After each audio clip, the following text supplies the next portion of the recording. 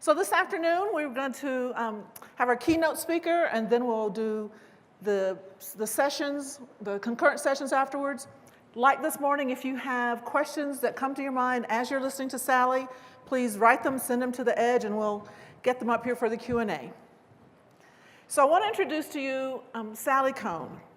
Now, last night, she texted, "Wow, Colorado is definitely one of the 50 most beautiful states in America."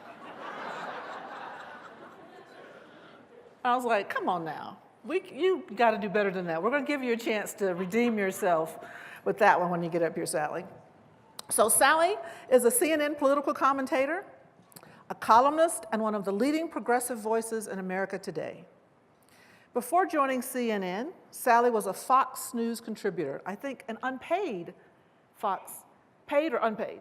Paid Fox News contributor, which became the inspiration for her 2 TED Talks, which had been watched more than 2.5 million times.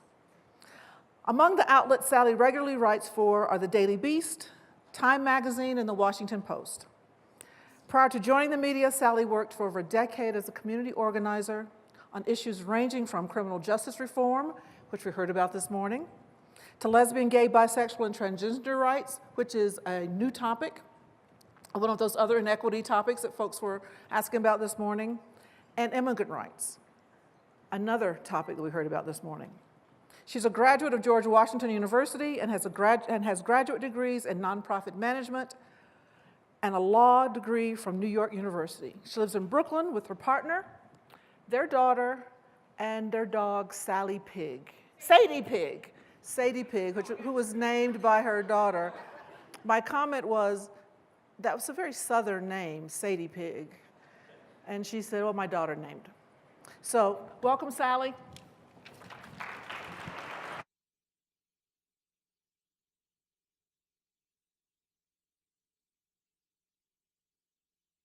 Hey, Colorado. All right, let's start. I'm sorry about the tweet. You have to understand, I did tweet, let's just set the record straight for the beginning, I did tweet. I was going to tweet because I'm driving over from Denver to here, and man, is it beautiful. I mean, it is just so beautiful. And you see like degrees of variegation of mountain in the distance. There's like 10 shades of greenish blue, right? It's just beautiful.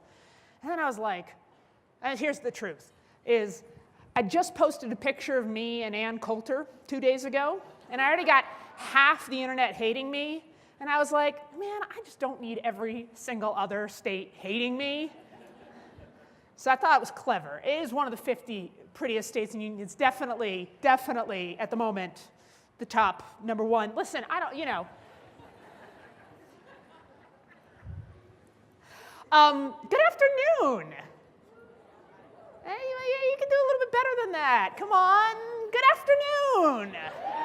All right, thank you. I am really excited to be here because I love talking about inequity. I don't love inequity. Let's just distinguish that for a second. But I really do. I love talking about inequity. I love that you are talking about inequity, that you've made that such an important part of your conversation at your retreat, because it's the conversation we have to be having as a nation, as a world right now. And in particular, I've been very committed to a piece of that, what I actually think is the underlying reason we have so much inequity and injustice in our society today, which is hate. I'm working on a book about hate. Spoiler alert, I'm against it. Just clarify that one. It's going to be out in the spring of 2018, so stay tuned. But what I want to do is give you actually a little preview of it today and share some of the things I've been thinking about, have a discussion with you about the implications for your work and thinking about inequity, including in the Q&A discussion we'll have afterwards, and really wrestle through what hate means for healthcare, for care in general, for the work you all do, and for thinking about issues of inequity and justice. That is, by the way, assuming I don't pass out from the altitude, which, let's also be clear, is the reason why I'm having trouble at this exact moment saying you're the #1 state. If you could just be this beautiful, but like lower, If anybody starts to see me just teeter, you know, call someone. All right. All right, so it's my fundamental belief that we have too much hate in the world today. By the way, is there anyone here who disagrees with that? Okay. You might disagree, if you were kind of ruminating on this, you might disagree that this is the most hateful time in history, and that's actually debatable. There was, the slaughter of the American Indians, pillaging of their land, we had institutionalized chattel slavery in our country, obviously violent animosity through the Civil War, World War I, World War II, worldwide, and of course genocides in Bosnia, Cambodia, Rwanda, still Syria, Sudan. I don't think it has to be the worst ever for it still to be a massive problem today. One that's messing up our world in profound ways across the board. The analogy I want to make, and I'm very hesitant to make this analogy in this room, but the analogy, the way I think about hate, is it's like a virus. Ebola doesn't have to be as bad as AIDS to still be a really nasty virus, right? And the flu is also a virus. There can be lots of kinds of viruses, lots of types of viruses. They spread. The point is they spread and they make us sick, and that's what hate is like. It comes in different degrees. I'm not saying that smaller kinds of hate and bigger kinds of hate are exactly the same thing. You wake up one day and oops, you could accidentally be Hitler. But what I am saying is hate is hate. Hate is a virus. Hate is a danger infecting our society and our world, and it's spreading. And if we don't do something about it, it'll keep spreading, it'll make us all sick. I could quote you the polling about how people think hate erodes our mutual trust in each other, which it does. How incivility is eating away at our democratic institutions. I could tell you how bullying in school is driving more and more kids to suicide. I could tell you how bullying online is driving more and more people off of social media, especially people of color and LGBT folks and women who are the most frequent targets of hate to begin with. I could even tell you that hate in the workplace increases stress and lowers productivity, which is also true. But really, all you need to know to understand the epidemic of hate in our world today is that there is now a smartphone app called Hater. And it allows you to find potential dating matches based on things or people you mutually hate. So if you hate Kenny G and I hate Kenny G, boom, we're a match. It has actually come to that, folks. People are literally trying to find love through hate. And of course, someone's profiting off it.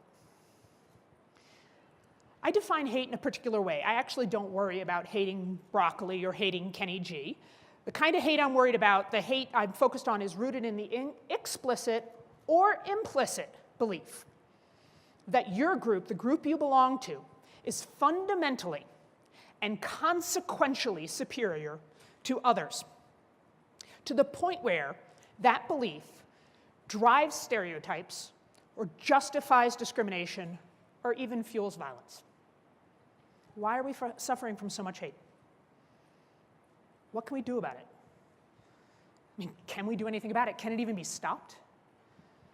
And most importantly, can we stop it? Can you stop it? Are you part of the problem? Could you be part of the solution? When I started this deep dive into hate, I went to the most obvious hateful people I could find, which were my Twitter trolls. How many of you are on Twitter? Okay, so congratulations to the rest of you for maintaining your sanity. For those of you who are fortunate enough not to know, trolls are these people on the internet who seem to exist solely to say mean things to people they don't know.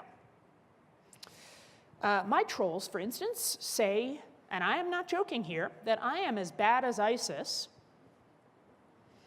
and that I'm a fat dyke. Now, I have been stress eating since the election. I mean, right? But come on, it's not nice. All right, so I found the people who wrote these things, who tweeted these things about me, and I called them up. Why not, right? It actually isn't that hard to do because, believe it or not, most of them are dying to talk. They just want attention. So I asked them why they're so hateful, and we ended up having these very fascinating conversations, and we can talk about more of it later, or obviously, remember, you will read and buy the book. But here's the thing that surprised me the most. They don't think they're hateful.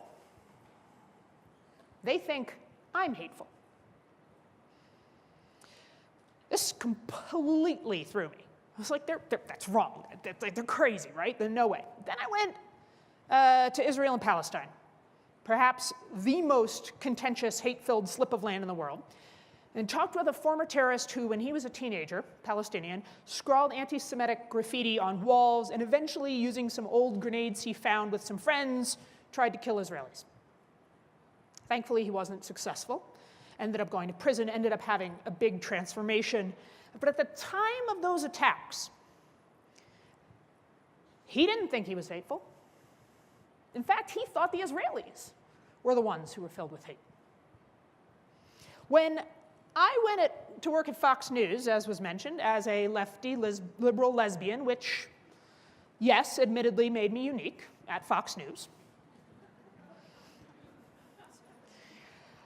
I was convinced that my coworkers at Fox and the people watching at home were definitely hateful. I'd heard that, like, love the sin or hate the sin thing, but I thought that was kind of just clever marketing. You know, like, if they said that, they didn't have to kind of confront how really hypocritical they were being in terms of their values. But I was completely sure they hated me. Absolutely positive.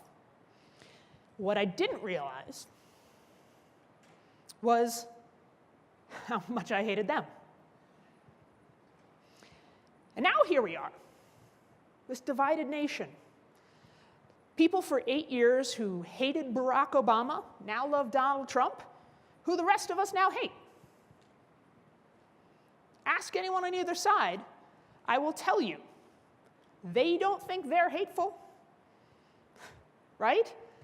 They don't think they were hateful, and they don't think they are hateful. Sure, we all think hate's a problem. We just think their hate's the problem. They're hateful. We're just being reasonable. We're justified. We're righteous.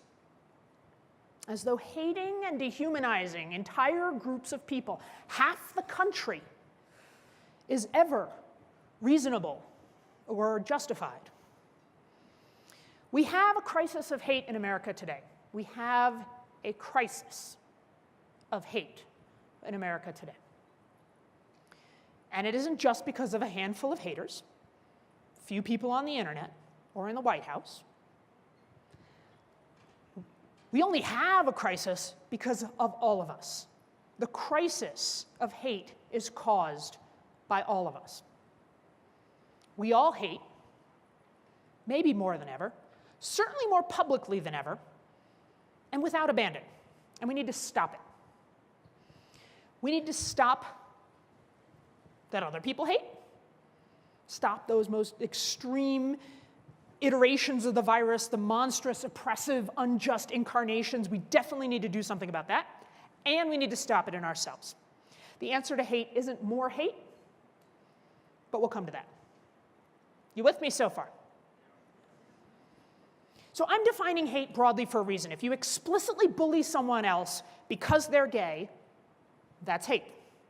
If you unconsciously think someone is somehow inherently less than you because they're black, that's hate. If your sphere of moral concern excludes mothers in Haiti or workers in Bangladesh because they're not just like you, and therefore treats them as less than human, that's hate too. If you wish evil on those who don't vote for the same candidate as you, that's hate.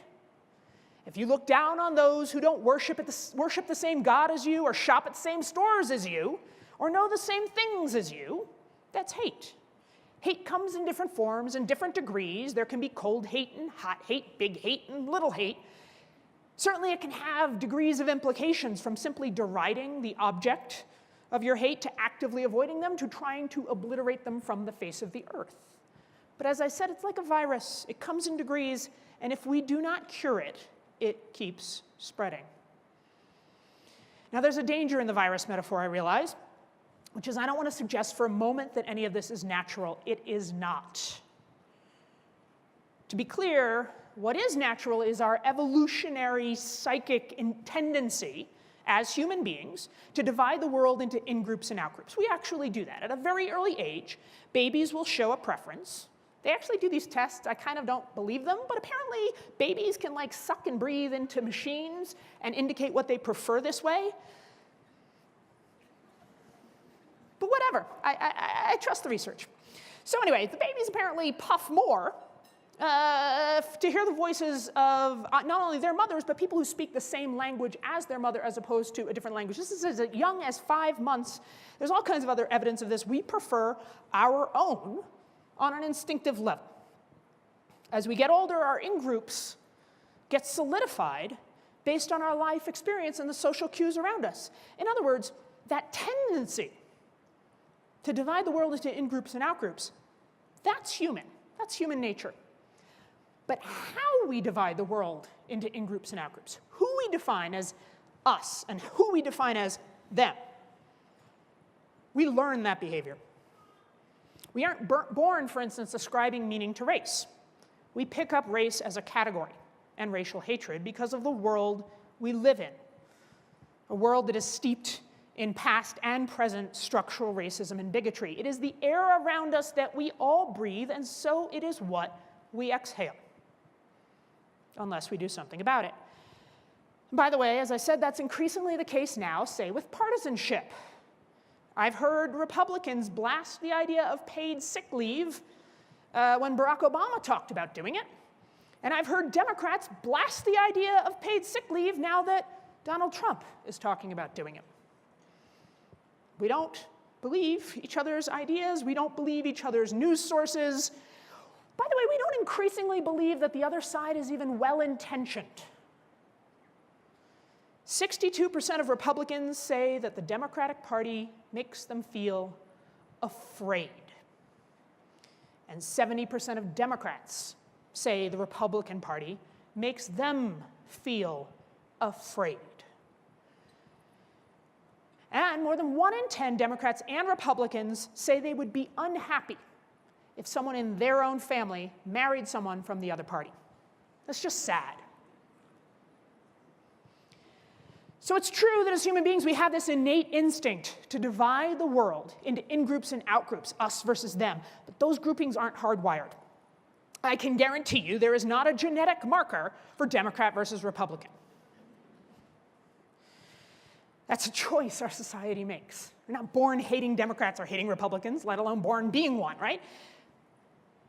That's a society our choice makes and that each of us, consciously or unconsciously, regurgitates or rejects. So for the years I worked at Fox News, I realized it wasn't so much that Sean Hannity and Megyn Kelly and all their viewers hated me. Some of them did. Where'd you think I got all those Twitter trolls from, right? But what I realized is that they were just normal human beings just like me, with hopes and dreams and pros and cons and strengths and weaknesses, and that I had mine too. And by the way, one of my biggest weaknesses was that I hated them. I did. I felt superior to them. I thought that, oh, if they knew more, they'd be liberal. You don't have to nod or raise your hand, but I know some of you have thought it. I was riding high on my liberal high horse. And then I would turn around and wonder why conservatives attack liberals as condescending. So I took a long, hard look in the mirror, which was easier before the election-related stress eating. Again, you don't have to raise your hands, but I know half of you know what I mean. I took a long, hard look in the mirror, and I realized I was guilty of the same animosity and antagonism that I'd accused the right of. Plus, I was a liberal. I was supposed to be better than that, I thought. I was supposed to be the inclusive one, the one who believed in justice and equality. What the hell was I doing? I expected more of myself. In the years since, I've tried to be more aware of the hate in my own mind and unwind those knots in conscious and deliberate ways. By the way, the most dangerous thing about being, writing a book on this topic, giving speeches on this topic, is that somehow you then are holding yourself up as perfect in this way, and I'm not. It's a process, it's a journey. I hated at least 3 things in the last 10 minutes, it's fine. But what I do want to share with you are the 3 tools that I've found the most useful, the 3 ways of thinking I've found the most useful in trying to build bridges across race, gender, class, partisanship, and to help break down that corrosive, deadly virus of hate inside ourselves and in our communities. So, the first I call counter networks. You just need to know the people you supposedly hate. You gotta know them. When we hate people, we dehumanize them. We literally think they are less human than we are. But all kinds of studies suggest that just knowing people in the groups we stereotype about and stereotype against starts to break down those divisions. Pick an easy example. Once upon a time, most straight people in America didn't know a gay person. They just didn't. And support for lesbian, gay, bisexual, and transgender rights grew increasingly and started to skyrocket the more and more gay people came out. This was a very convenient thing because I don't know if you know this about gay people, but we're very stealth in the early stages of gayness. You can be like a hidden gay in your family and then like, wow, wham, I'm gay, and you can do that. It's a little harder if you're, say, black or Muslim to just be like, hey, mom and dad, I have to tell you something. Right? Okay, so it did lend itself to that sort of getting to know gay folks strategy that gay folks were actually embedded in straight families. Anyway, just saying. If someone, by the way, in Q&A would like to propose a way to do that, we'll take it. Today, most Jewish and Christian Americans don't know a Muslim. Less than 1/3 of Americans know someone who's Muslim. 3/4, this one really boggles my mind, 3/4 of white Americans don't have any non-white friends. Think about that. And most Americans do not have close friends from the opposite end of the political spectrum. About 1/3 of Trump supporters in the summer of 2016, and almost half of Hillary Clinton supporters said at that time that they had no close friends who supported the other candidate. And then, of course, we all know how social media and now narrowcasting with news and news information is just reinforcing our little narrow bubbles. We need real-life social networks that counter those in-group, out-group divides. That doesn't happen by accident. Certainly not anymore. You have to make it happen. And that's why it's important to live in diverse neighborhoods and hire diverse job candidates, not just because it's the right thing to do, but because it erodes those erroneous stereotypes and divisions. So the first thing we should all think about is how to create deliberate counter-networks that challenge our own hate and biases on a daily basis. The second strategy is counterspeech. It's not just who you know then, but how you interact with them. Counterspeech is a term from a hate speech scholar named Susan Benesch. A lot of hate speech these days takes place online, especially in that cesspool we mentioned called Twitter. And what she found, it works online, but it works offline as well, what she found is that when most people encounter hate speech, what do? Well, they do one of 2 things. They ignore it, especially online, you just ignore it. Or they respond with hate. You know, someone calls me a blankety blank, I call them a blankety blank, and we go round and round like that, right? Okay. More interestingly, what she found were these isolated examples, and they're more rare, isolated but profoundly impactful examples, that when someone encountered hate speech, instead of just responding with more hate, what they did was responded with counter-speech. For instance, humor, or compassion, or even concern. So this is what happened to a woman named Megan Roper Phelps. She's the granddaughter of Fred Phelps. If you don't know who he is, lucky you. He is one of the most notoriously and explicitly hateful people in modern American history. He was the founder of the Westboro Baptist Church. They're the ones who protest at the funerals of the homecoming American soldiers because they believe that the death of American service members is God's punishment for our country tolerating the gay community. Did you follow that? Okay. They're very well known for their God hates fags signs. That was them. They came up with that one. It's catchy, you know? So kudos for that. All right, so Megan was his granddaughter and was, as one of the younger members of the Westboro Baptist Church, was a very early adapter of Twitter. She thought, hey, this is great, a new way to broadcast hate. And all I have to do is use my thumbs. Fantastic. So she logged onto Twitter early on, created an account, and she would do things like on World AIDS Day, she would tweet, thank God for AIDS. You with me so far? Okay. There are some people who I feel bad calling hateful, and there are some people who just, it's kind of a self-evident, appropriate label. And in the case of Megan and her family, they were hateful. All right. She would also troll specific people on Twitter. So once upon a time, she found this blogger in Israel. His handle, his username was Jewlicious, which, by the way, I love. Really bummed he thought of it first. And she would tweet things to him like, the only good Jew is a repentant Jew. But here's the twist.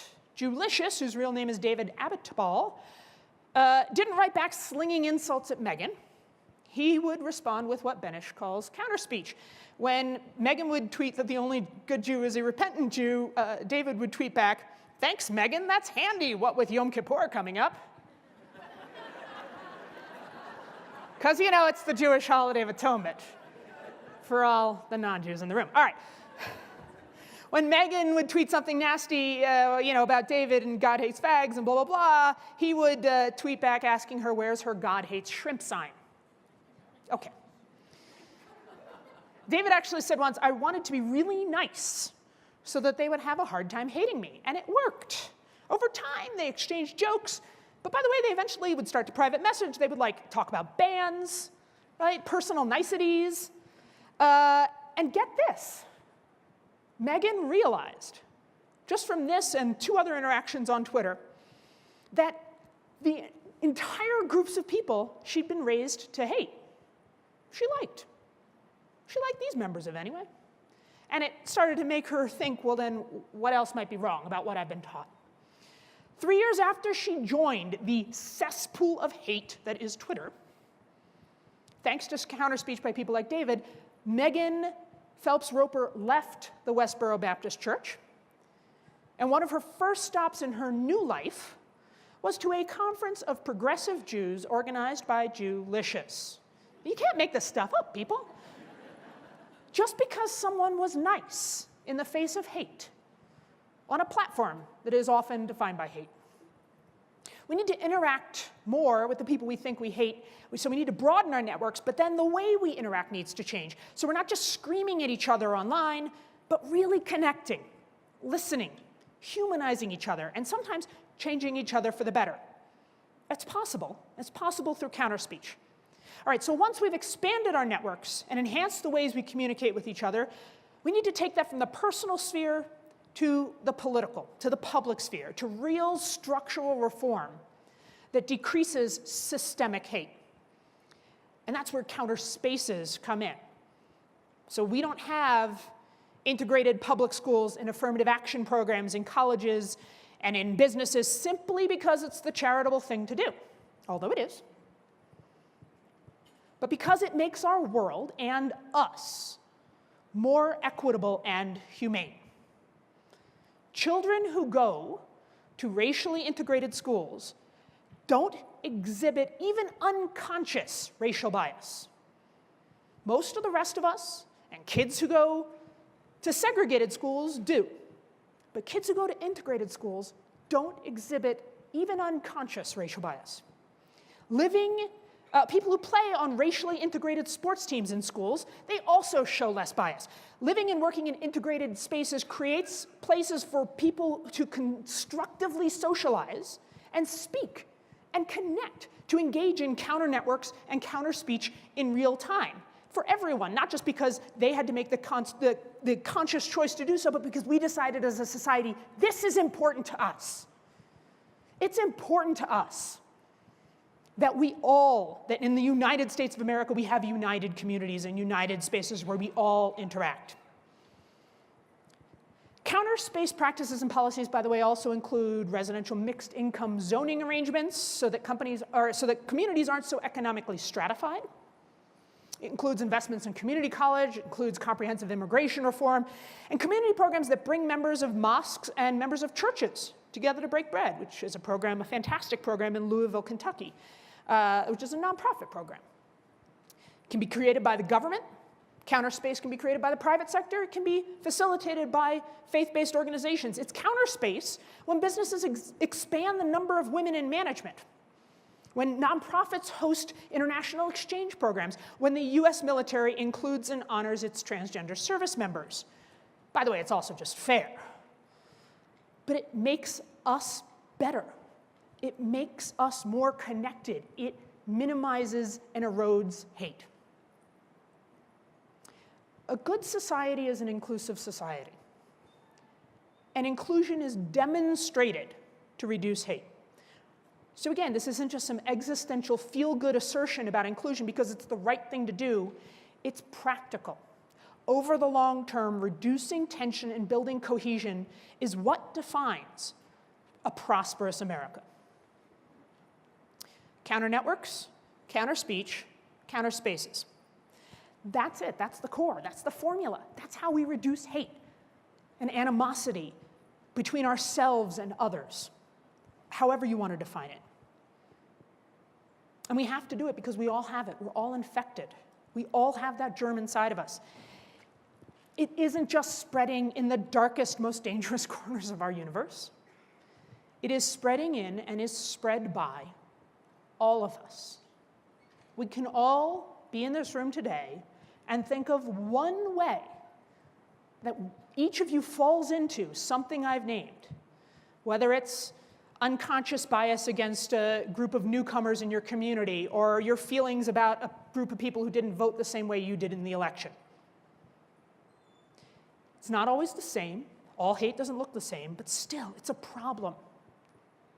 It's a big problem.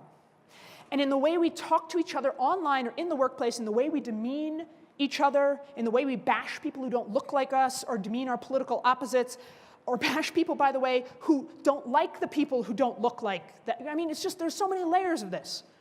We've all caught the contagion in some way or another. We're all part of the problem. We are all part of the problem. Which means we all need to be part of the solution. So I want to leave you with this. Hitler was a vegetarian. Did you know this? How many people knew that? Yeah, okay, I didn't. Hitler was a vegetarian. Not only was he a vegetarian, by the way, he would lecture his friends and colleagues on how immoral it was to harm animals. The man who orchestrated the wholesale obliteration of over 6 million human beings was staunchly opposed to killing animals for food. By the way, the man, he also had, of course, his doctors perform experiments on Jews, and he was radically against, extremely against animal experimentation. Okay. Let me be clear. This does not make Hitler a good person. Just like whatever hate is inside of you does not make you Hitler. I want you to feel okay about that. I'm not saying, oh my gosh, you're so hateful, you shouldn't go home, you shouldn't put on a hair shirt and prostrate yourself. No. My point in telling this story is that our notion that some people are all good and some people are inherently all bad, evil, it has served us poorly. It has done a disservice to all of us. The fact is, as Walt Whitman once wrote, we all contain multitudes. And if we aren't careful, our best intentions can be hijacked, and any one of us can quickly descend into the sort of evil we naively imagine we're immune from. Because the real danger here, of course, isn't Hitler, it's the people he mobilized. And it's been fascinating to me to work in politics today, to have these conversations, and I will tell you, half of this country is convinced that the other half could turn into Nazis. But they're definitely sure it couldn't be them. What makes us so sure? What makes us so sure that we're so immune? Or that if we do hate, our hate is superior hate? What the heck is that? People who've committed mass atrocities in history have not been psychopaths. We wouldn't have mass atrocities if that was the case. Because there aren't that many psychopaths to have mass atrocities. It has to be normal people, people who think of themselves as good. Most of the people who've done horrible, hateful things in history didn't even think they were horrible or hateful people. They thought they were doing the right thing. They were like my trolls, or like that terrorist I told you about, or me. They thought they were justified. They thought they were rational. They thought it made sense. When we're inflamed by the idea that others are hateful, but are blinded to our own hate, we're at a risk of justifying unthinkable atrocities or even committing them ourselves. At this moment in history, a lot of us are focused on that half of the country that we see as hateful, irredeemably so. And we worry they could do something unthinkably ugly. Or we worry people in other countries, in other parts of the world, could do things unspeakably ugly. But what about us? What about our own hate? What about the way we dehumanize and condescend toward others? What makes us think that in the wrong circumstances, we wouldn't be the ones to discriminate or take away civil rights or participate in genocide? Every group in history has always thought of themselves as the good guys. That's part of human nature. We always think we're the good guys. Everyone can't be the good guy all the time. This is statistically not possible. It hasn't worked like that, and it never will. We are all good and bad. We all contain multitudes. But this, I remember, was supposed to be kind of an uplifting speech. We were kind of in a positive space, talking about how you could get rid of hate, and then I brought you into genocide, and you're all like, what the hell? I haven't even digested lunch. I'm sorry. But that's what I want. I want us to not have such a casual relationship to our own hate, to think, oh yeah, but I'm not like that. I'm just this. I'm not, right? That they are related, they are connected, and that at these times in history, at the most upsetting times in history, the big hates started with small hates. And the people we think we're justified in hating, they started with small hates too. So here's your silver lining. It does not have to be this way. None of this. It does not have to be this way. We do not have to hate. Hate is not natural to our human nature, nor is it the inevitable byproduct of our history or our culture. It is a deformity, it is a defect, it is a disease, and we can cure it. And you can cure it. One workplace, one town, one community, one policy, one person at a time. You. Counter networks, counter speech, counter space, you. In the work you do, in the way you live, in the way you interact with others, you can all cure this. This isn't an them problem, it's an us problem, it's a we problem, it's all of us. It does not have to be this way. It does not have to be this way. It does not have to be this way. We are all part of the problem. We all have to be part of the solution. That solution really does begin with you. I'm very excited about the work you're all doing, very excited to talk with you all about it more. Thank you so much for everything you do.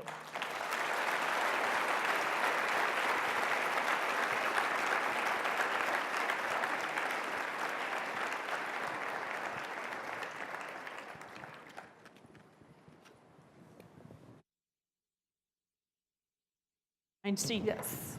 Okay. So I'm only going to speak for myself, but everybody in here will know what I mean when I say this. Okay. Ouch! Ouch, ouch, ouch. We talked this morning about there may be some ouch moments where when the speaker is talking, it's like, did she write that just because she knew I was here? So I've had some of those ouch moments. Were you, as the kids say today, were you triggered? I was triggered. Yeah. I'm woke now. Oh, okay, cool. So I want to ask you a couple questions. So I want to go back to the virus metaphor. I knew that was a dangerous one in this room, yeah. So if the body gets a virus, in an otherwise healthy body, the body will start attacking that virus to get rid of it. Naturally, you don't have to do anything else, it'll just start attacking it. What's our country's natural attack to hate? It goes back to those core ideas, right? I mean, I believe that counter networks, counter speech, and counter space, listen, there's an inherent contradiction in the American story. We have always been in tension between our aspirational self and our reality, right? Thomas Jefferson said, I believe all men are created equal and own slaves. That is it. That is the core. So we've always had, as a nation, aspirational values and ideals that represented the best of what we could be, and struggled like hell to actually implement them, and have never perfectly done so. And in that sense, we've always had the idea, right? Democratic participation. We've become increasingly over time. We formed a more perfect union over time, and became more and more inclusive, both in our politics and in our communities, with struggle. And yet at the same time, we've never been a healthy body as a nation. That's a myth. And so we have within the seeds of our own history these two paths: the potential for a better future, true equality, true participation, true inclusion, true justice, and then the seeds of our own demise. But we've never quite gotten to the city on the hill that we always we like to often think of ourselves as being. Can we? This is a really interesting question, by the way, if you talk to civil rights activists, racial justice activists. This is a deep tension. There are those who will say, no.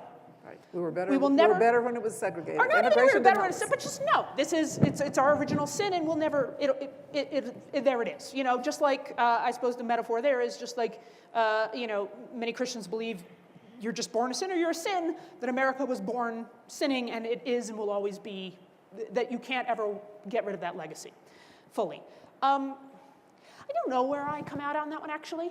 I'm not sure we'll ever be perfect. We can't be, we're human. I'm not sure, because we're human, and there will always be some new, 40, 50 years ago, when we were struggling, when racial justice was again at this sort of forefront of justice struggles in our country, we weren't also thinking about transgender rights. And now we are. So things ebb and flow. Now we're talking about racial justice again, but it's in a different way. And in some ways, it's a better way. And in some ways, it's not as good. So I think, to me, it's less about the destination than the journey. What I've always liked about this country, why I'm proud to be an American, is it's not that I never saw America and the representation of our sort of collective community as a destination, but a journey. It's always been a journey of striving and repairing and redressing and improving, and that in that, I think there is potential. I don't need ultimate justice, more justice. Every day, more justice is good for me. How old's your daughter? How old's my daughter? What day is today? Is it August? She'll be 9 Wow. in 1 month. A fourth grader? Rising fourth grader? No, she repeated second. I don't know if you all need to know that, but she did. So rising third So did grader. my daughter. All right, It was yeah. the best thing we ever did. Best thing we ever did. Best thing we ever All right, did. anyway, yeah. I mean, she didn't think so at the time. No. No. But yes, rising third grader. Okay. How do you talk to her about hate? So there's There's a story in the book, which I almost talked to you about today, but now I'll tell it to you now, so there it all works out just fine. There's a story in the book about a year or so ago. She got in the mail a mermaid Snuggie. Now, I don't know, who knows what a Snuggie is? Okay, cool. I didn't. But a mermaid Snuggie is this like fleece body, it's like a blanket you can get in. You know, it's like a sleeping bag. It's like a fleece sleeping bag, but then it has a mermaid tail, right? My kids got that for Christmas. It was like pink and purple. It had her little initials on it. Man, I came home that day, and this kid is like, you know, she's hugging this thing so tight to herself that this is the best day of her little life. Like nothing this good has ever happened. Just arrived in the mail out of the blue. She didn't know these things existed, and now she has one and it has her name on it. I mean, she's like, she's never gonna let this thing go.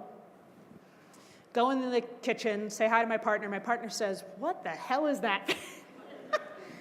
I said, you know, I explained. I was like, I think it's mermaid Snuggie. I tell her, she's like, well, who the hell sent it? Because, you know, every once in a while we get some weird mail at home. I'm just going to say that. So I get some weird mail. So she was worried. And I said, oh, no. It's from my friend Scotty Nell Hughes at CNN. You know, she has one, thought Willa would like it, blah, blah, blah. And I say, you know, Scotty's one of the Trump supporters I go on air with. And suddenly, Willa appears in the doorway of the kitchen, and she is holding the mermaid Snuggie out like this now. Like it's contaminated, right? She looks at me with like these big droopy eyes, and she's like, the person who sent this to me is a Trump supporter? How could this be? You know, I mean, she's just like, you're watching the little wheels spinning as civilization is crumbling in her mind. And I said, yes, honey. I said, the person who sent this to you is a Trump supporter. She's also a friend of mine and a really nice person. She said, nice people support Trump? And I said, yeah, they do. There are nice people who support Donald Trump. And by the way, there are not nice people who support Hillary Clinton. And my daughter thought about that for a second. And she said, okay. And then she walked off, right? But, you know, it was a constant effort to, you know, just in that one little example alone, and throughout, you know, the entire election, to just, you know, make clear. We can hate what he stands for. We don't hate him. We don't hate anyone. We don't hate people. She said, well, can I hate broccoli? Yeah, you can hate broccoli, but we don't hate people, you know? You can not like an idea. We don't hate people. And to be honest, you know, and she was picking it up. I mean, you know, kid goes to school. They talk about it. They would, and that was hard. And that was hard. And it was hard to see that she had, you start to realize with your kids that they pick up ideas about the world that you don't mean to give them. And maybe I gave it to her inadvertently as well, but that it's that age where suddenly her ideas, her perceptions of the world around here are very clearly not just coming from us, and to work very consciously to at least teach her not to hate, hopefully, or at least be able to have conversations about it. So let's talk about counter networks. So here's my experience, and maybe your experience as well. So everybody wants me, the one or two black people they know, to be in their counter network. Right. That is exhausting. It is exhausting. If you're the lesbian, but better than them not wanting you. This is true. I mean, so how do we manage that? Well, I read this morning that they finally managed to do gene editing in, you know, blastocyst or whatever. So what clearly we need to do is clone yourself, right? I'm not. That's the answer? That would not be. Does anyone see another? Oh. You know. I should have gone into this more, but there's a version of counter networks which is what is known as tokenism. And let's be clear, I've been a token a lot, right? I mean, I'm very aware of. It's very interesting to me. And I'll catch myself doing this. I'll, you know, see some conference I didn't get invited to speak at. Fools. Anyway, and you know, they'll have, you know, 7 straight white guys and a black woman. And in my head, I'll catch myself going, oh, well, she only got invited because they needed diversity, right? Now, why is it in that dynamic, my mind goes after her, right? Because basically, we're competing over the crumb, right? What about those 7 straight white dudes who arguably also only got there because they're straight white dudes and they're benefiting from all of the inherent benefits that that entails in our society? Nothing against straight white dudes, some of my best friends. Again, look, tokenism is a nice first step, and it is often a well-intentioned first step. And I mean, I've had these conversations privately with people who don't even want to go there. So that's a good place to go. The distinction is between inviting one representative into your own little group or your otherwise segregated space versus actually integrating, versus having, well, I don't know, more than one black woman to choose from, that you know more, that you are, right? It is going into other people's spaces. Instead of saying, hey, who's the one black person we can get to come talk to our thing, what are the thing I can go to as a white person so that I'm learning more, so that I'm meeting more people, so that I'm, right? So it has to mean more than just tokenism, has to. So this is a health conference. So how does all this hate, and how does it affect our health? In profound ways. I mean, for instance, let's look at the fact that there are studies that doctors across racial groups, by the way, and this is, I think, one of the most interesting things about unconscious racial bias, which I think of as a kind of hate, because it derives from the same us-them dehumanized sort of superior-inferior pattern of thinking that is a product of our collective history and our collective culture. That doctors across races, when presented with 2 patients who are describing the same symptoms, same conditions, and the same amount of pain, doctors will prescribe lower doses of pain medications to black patients than white patients. Over time, habitually, patterns of this. And there are other examples of that people are literally getting inequitable care because of our inequities. And by the way, it plays out in gender, it plays out in class, et cetera. What's interesting, by the way, is that the solutions that some of the academic scholars point to is that you can't train people out of these biases. You have to remind people that they exist. Again, it's not go put the hair shirt on, beat yourself up every night, be like, oh, racist, white privilege. No, it's just, this is the world you live in. It's not your fault. You're like the fish in the fishbowl. You breathe in the water. You don't know that there's water, right? Until somebody points it out. And somebody points it out to you and you go, oh, look, I should do something about this, right? Fault and responsibility are different things. It's not my fault the world is the way it is. It's my responsibility to do something about it. And that having codes, thank you, having, for instance, a little thing that pops up, they've just found, if a little thing that pops up on a computer when you're going to put in your pain medication prescription that says, hey, by the way, did you know, in our hospital network, doctors tend to underprescribe pain medications based on race, blah, blah, blah, pay attention, and it just makes you kind of go, oh, okay, let me think about that. Let me make sure I'm making this decision rationally as opposed to based on unconscious biases. That's it.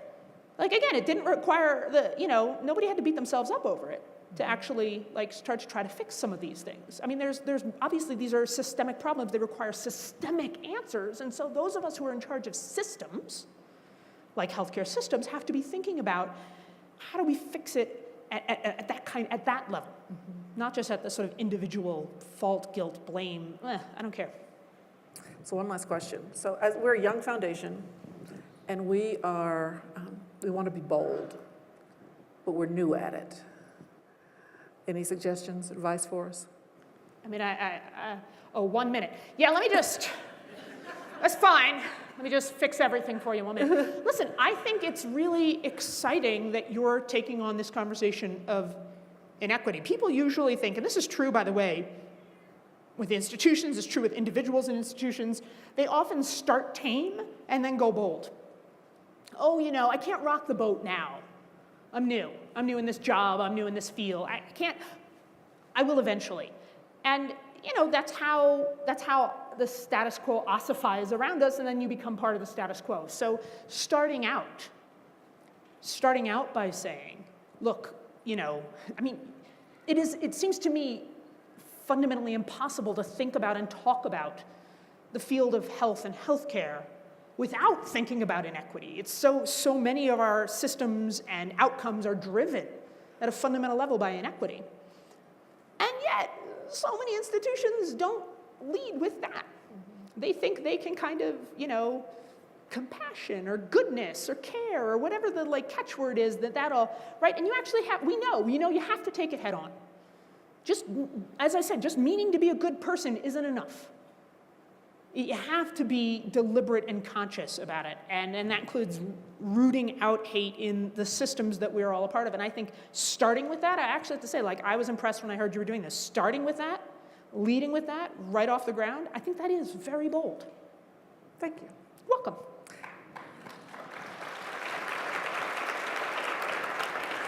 So one of the questions to ask you was who's in your counter network, but I assume since I hope you are now. Why are we counter? See, there we go, we're there. We're not counter. You live in Colorado. Oh yeah. In New York, we call this flyover territory, so Yeah, when I've been here 2 years, and when people ask me what I miss about North Carolina, I say trees, oxygen. Trees? And black people. Okay. Well, you have trees here? What are you talking about? I got trees everywhere. Not like North Carolina. Oh, different trees. Okay. Different trees. You know what? Here's the one thing I will say about that, which is everybody needs different counter networks, right? So, 20 years ago, my counter network didn't include conservatives. It includes a lot of conservatives now. I'm grateful for that. The way that I think about and talk about Trump supporters is different because I have friends who are Trump supporters.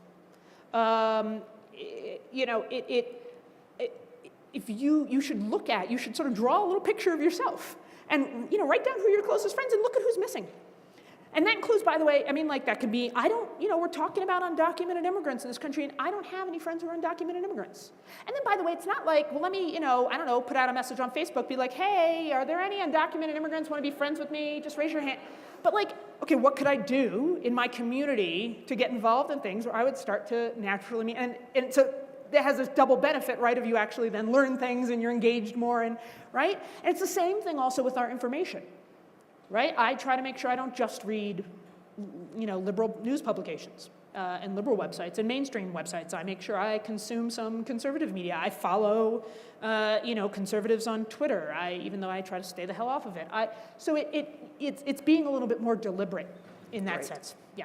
Well, we want to thank you, and we expect a correction tweet tonight about Colorado. Let's give Sally a hand.